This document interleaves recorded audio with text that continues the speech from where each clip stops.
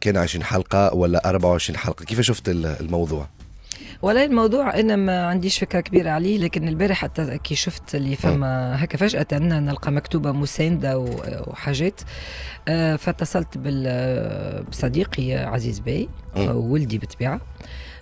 قلت شنو فما بالضبط؟ قال لي راهو المفروض انه كان احنا عملنا عقد على 20 حلقه، ثم تبين بعد المونتاج انه عندنا 24 او 25 حلقه. في النهايه هي 24 حلقه. وراو اتصلنا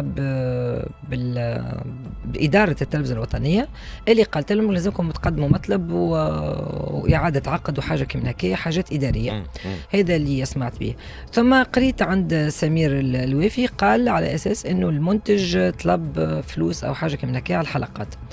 فمن بعد عاودت رجعت انا نفس الشيء العزيز بي، قال لي لا راهو في العقد فما ما يسمى من 20% اضافه للبودجي الاصلي في حاله اذا كان فما ديباسمون او حاجه من هذا القبيل، وانهم اتصلوا بالتلفزه على اساس الموضوع نتاع 20% للنظر والحوار فيه والنقاش فيه. لكن في موضوع كيما هكا ما نجموش نبجلوا العمل الفني على الخلاف وعلى كل شيء. معناتها اليوم المشاهد التونسي قاعد يتبع في مسلسل يتفرج في 20 حلقه، معناتها اليوم التلفزه كانت تنجم تشوف تلقى حلول معناتها اضافيه. ما نعرفش اليوم معناتها المشاهد انه عنده حق، مثلا عنده حق زاده في الاعاده وما لقاهاش، عنده الحق في انه يشوف المسلسل مره اخرى وما لقاش معناتها اعاده، والا على بلاتفورم ولا على لي بلاتفورم نتاع التلفزه في حد ذاتها. معناتها اليوم التلفزه عندها زاده سيت ويب معناتها تنجم تهبط فيه المسلسل.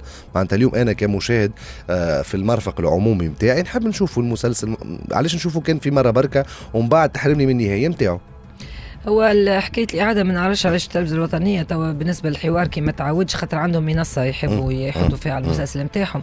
اما بالنسبه للوطنيه ما نعرفش علاش ما تعودش المسلسل.